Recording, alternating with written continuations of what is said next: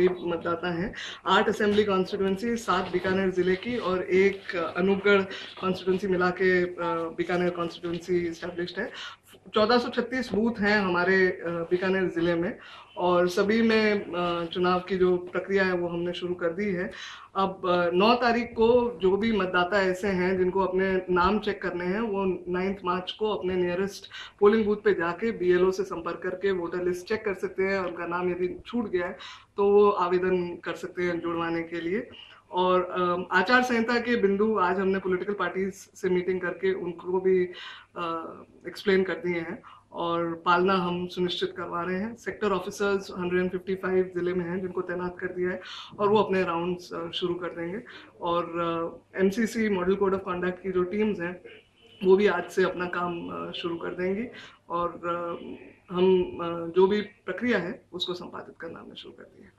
किस तरह से अगर प्रचार को किस तरह से वो कोड ऑफ कंडक्ट वाला जो माने तो किस तरह से अपने रूप आदर्श आचार संहिता सभी कैंडिडेट्स पे, पॉलिटिकल पार्टीज पे, सब पे लागू है और उसमें जो जो बिंदु हैं, किसी की धार्मिक भावना को ठेस नहीं पहुंचाना, कोई धार्मिक प्रेमिसेस का उपयोग चुनाव प्रचार के लिए नहीं करना, कोई नए काम अभी चालू नहीं किए जा सकते, इस टाइप से जो जो बिंदु हैं वो हमने आज पॉलिटिकल पार्टीज को भी एक्सप्लेन किए और उनकी पालना हम सुनिश्चित। इन दिनों पूरे बीकानेर में नमो टी स्टॉल जगह जगह हो रही है, अब उसको क्या प्रचार मानते हैं या क्या?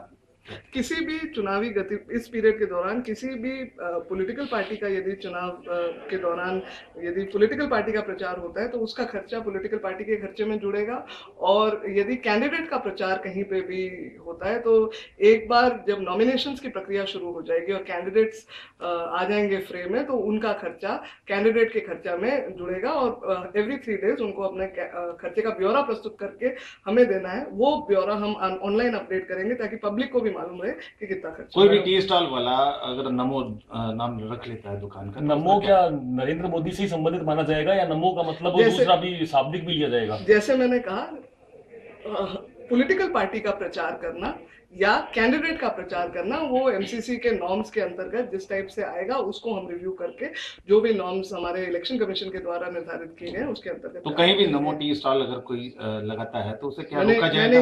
मैंने यही कहा कि पॉलिटिकल पार्टी का प्रचार अथवा किसी कैंडिडेट के प्रचार के लिए हमें रिव्यू करना पड़ेगा कि किस प्रकार से प्रचार किया जा रहा है, उसके आधार पर हम कार्रवाई करेंगे। तो इसमें कोई किसी तरह की, जैसे कहीं भी कोई लगाता है, कोई पॉलिटिकल पार्टी नहीं कहीं अटैच है उससे और आम व्यक्ति नमो लगा के काम करता है। स्पेसिफिक्स में अगर हम जाएं तो हमारी जो टीम्स हैं वो रिव्यू करेंगी और आइडेंटिफाई करेंगी कि कहीं पे कोई आचार संहिता का वायलेशन या कहीं पे प्रचार यदि हो रहा है तो उसका खर्चा अगर हमें जोड़ना है उनके नॉर्म्स में यदि पॉलिटिकल पार्टी का प्रचार या कैंडिडेट का प्रचार पाया जाता है तो खर्चे में जोड़ा जाएगा, या अगर नॉर्म्स का कहीं पे वायलेशन होता है तो उसमें हम कार्रवाई करेंगे। इन नमो का मतलब यदि फोटो लगी हुई है या ऐसा कुछ हो रहा था तो उसको अपनी लेंगे इसमें वायलेशन की जो कंप्लेंट्स थी, जो एफआईआर रजिस्टर हुई थी, उन पर क्या कार्रवाई हुई है?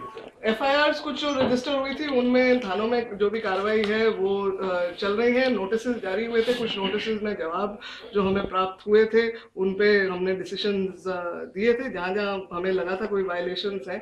कई जगह पे जैसे अगर कोई वायलेशन मिली थी, कोई पोस्टर लगा था तो उसके रिमूवल या उसके डिफेसमेंट एक्ट में कुछ सजा हुई, किसी को कोई जुर्माना किया गया? अभी जो भी एफआईआर या कुछ थी उनमें पुलिस के स्तर पे कार्रवाई चल रही है।